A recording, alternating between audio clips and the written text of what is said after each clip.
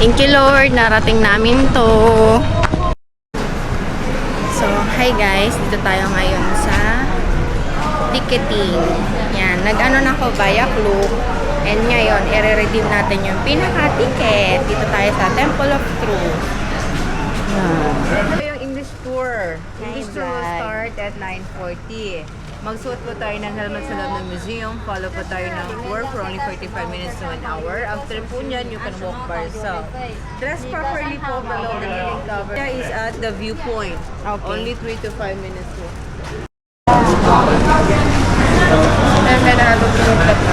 No allowed, no allowed. Buy inside, buy inside. Sorry, no allowed, buy inside, no allowed. Buy inside, 1,000 yen.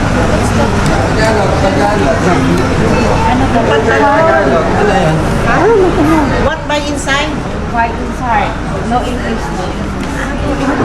Hindi nga daw pwede ito. Hindi daw pwede English. I just speak. Yung dress? Ano ba? Nampaprank sa Tagalog yan.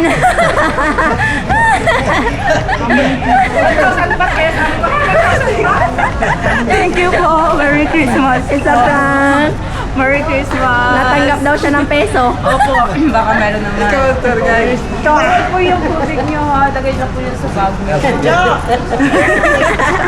Thank you ate. Bye-bye. May binulong Binulong niya sa akin, sabi niya, huwag kang maano ha, ipaprank ko sila. Kunwari di ako marunong mag-Tagalog. Yan. It's a prank. Okay, let's go guys. Punta na kami sa... Meron sa loob. Let's go. Nandito po ngayon tayo sa Temple of Truth. Ito po yung temple na gawa sa Kahoy. Lang ginamit na pako. Ano po? Walang ginamit sa kaso. Pako? Horsey. The first is meal. Saan ang daan dito? You go straight until left meeting point over there. Straight. Okay. Kapon kap. Marunong ako. Yan, may buhayan po dito. Yan po ang sinasakyan naming bus. Let's go! Ay, ayan nga ang kainan. Saan? Ayun! Promise ko sa'yo. Morning everyone, welcome to our museum. Now is the temple Korean tour at 9:35 and now is the temple Korean tour at 9:30. Hi guys! Dito kami ngayon sa Temple of Truth. Tayo sa likod yung kahoy na temple. Ayun, picture niya ako. Dati tinitignan ko lang yan sa picture ngayon. Ayan na. May puntahan natin yan. Dito kami sa Pattaya, Thailand. Biruin mo, Tita Jo. Tita Jo! Nakita ko. Ayan nga. Salamat, shish, sa inyo. Ayan, selfie. Kita ko, ang napakaganda talaga. Uy, sa buong buhay ko. Dito tayo mga baby. Wow! Dito maganda, oh. 1, 2, Masaya 3. ako. Oneself is fellow human being. A man with a child and Hi guys, December in Pattaya. Dito sa may Sanctuary of Truth. Buti na lang medyo mahangin. May puno dito sa taas. Malaan. Malaan mamaya pagbaba. Akin nyo kami pamilya. to group. And now the first group is going down already. And we are the same.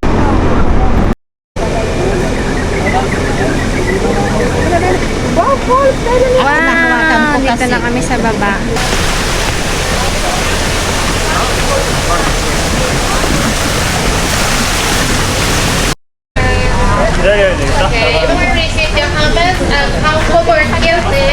Okay.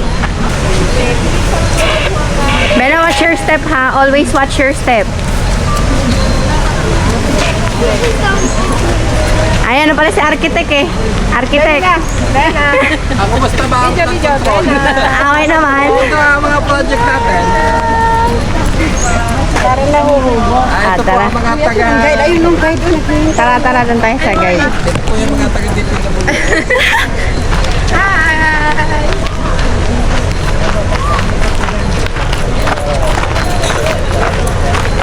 Alright, Michael, this way, please. We go together. Okay, Okay. take a seat first. Let's sit! Yay! Bena! Bena, sit ka! Sit first down. Doon ako. Mainit.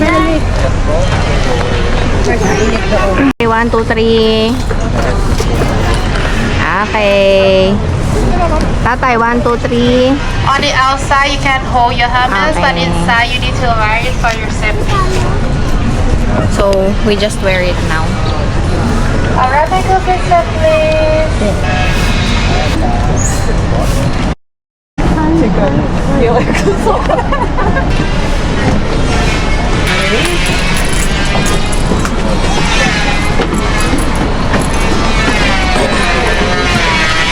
Architects of the day.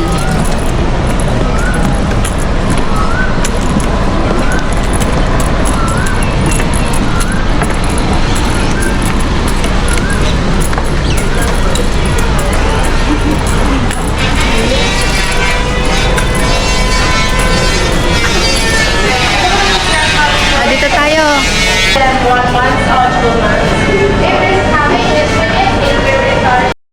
Inside the museum, the artist Alan Arrington.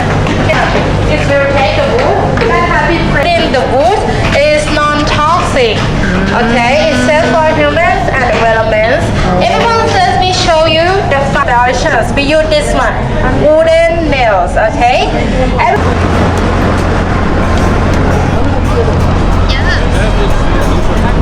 Roadwood and ironwood. It is contemporary art of Pratanakosin era. Other materials because wood can be the entrance is opposite side of this way because the front of the house is turned to the sea and the back of the house is turned to the forest. The museum to be three main parts. The first one is this.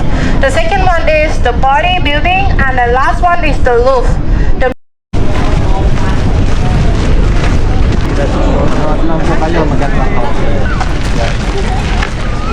is used for all my lessons, river, planets, women. Ang galing na Leadership to avoid sticking off, saying dress is short because inside the museum we have the Buddha relics. It is like where we from, how do we survive, and what is our life purpose. So everyone. Pagpasok pa lang, makikita mo na yun, nakakahanga talaga ng mga carvings, yung mga wood carvings nila. Hindi mo kaakalain na napakatagal na yan at patuloy pa rin siyang inaayos araw-araw. So, hi guys! Dito tayo ngayon sa loob ng Sanctuary of Truth. Ayan. Kasama ko yung mga kasama ko. Yan. Hello. Yan sila. Yan. Hi. And, hindi pala daw to temple. Ito daw pala ay isang museum. So, makikita ninyo. Ayan. Ang ganda, diba? Lahat yan ay kahoy. Ni isa po ay walang ginamit dyan na pako. So, yung parang pinakapampako nila dyan is made of wood din and organic materials which is good for the environment daw. So, yun. Nice to know, Lely.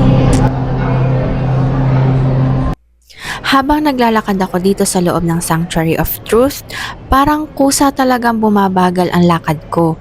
Hindi dahil may nagsasabi, kundi dahil bawat sulok may detalye na gusto mong titigan. Itong sanctuary na to sa Pattaya ay nagsimulang itayo noong 1981 at hanggang ngayon, ginagawa pa rin siya. Lahat ng nakikita dito ay hand-carved wood. Wala sa pader, haligi hanggang kisame. Walang metal nails, puro tiyaga, oras at tradisyonal na paraan ng paggawa. Habang tumitingala ako, mapapaisip ka kung ilang taon at ilang kamay ang naglaan ng effort para lang matapos ang isang bahagi.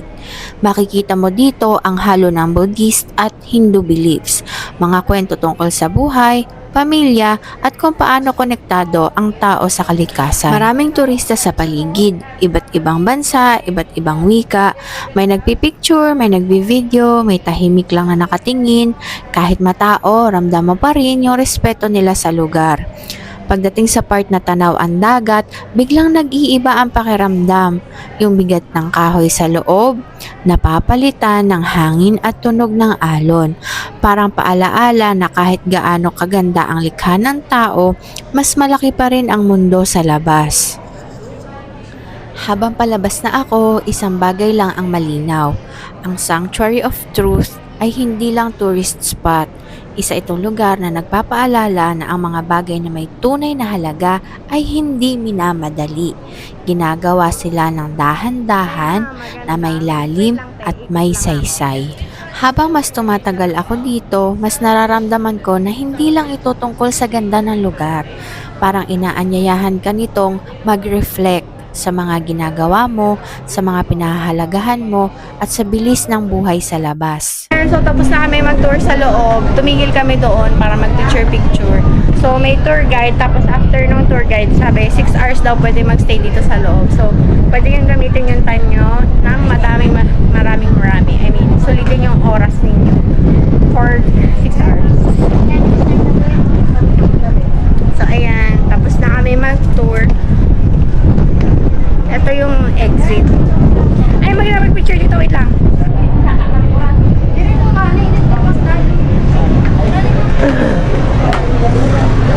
Napagaling naman, ang dami nilang panghatak ng basta. Yan. Hi guys. So, tapos na kami. Nay, dito kayo. Dali, ang ganda. Dito kayo sa likod ko. Hindi. Tapos na kami mag-tour sa loob ng Sanctuary of Truth. Temple of Truth yan. Nay, nasan ka? Sanctuary of Truth. Yan. So, ngayon, kakain na kami doon sa taas, may kainan. At magagala ulit kami dito sa iba pang tourist spot dito sa Pattaya. So, let's go! Habang nakatayo ako dito sa labas at tinitignan ko ang Sanctuary of Truth mula sa malayo, mas lalo kong na-appreciate kung gaano ito ka-special. Hindi lang dahil sa laki niya o sa sobrang detalyadong kahoy na inukit ng kamay ng tao, kundi dahil sa mensahe na dala nito, na ang mga bagay na may tunay na halaga ay hindi minamadali. Ang sanctuary na to ay patuloy pang ginagawa at siguro doon siya pinaka-totoo. Parang buhay lang, laging may inaayos, may binubuo, may natututunan. Bilang isang bisita, hindi ko man maintindihan lahat ng simbolo at kwento, pero ramdam ko yung intensyon, yung respeto sa oras, sa pananampalataya, at sa paggawa ng isang bagay na may mas malalim na layunin. At habang paalis na ako, isa lang ang dala kong thought. Minsan, hindi mo kailangang maintindihan ang lahat para ma-appreciate ang isang lugar. Kailangan mo lang tumigil sandali, tumingin at maramdaman ito. Thank you, Lord. Narating namin to.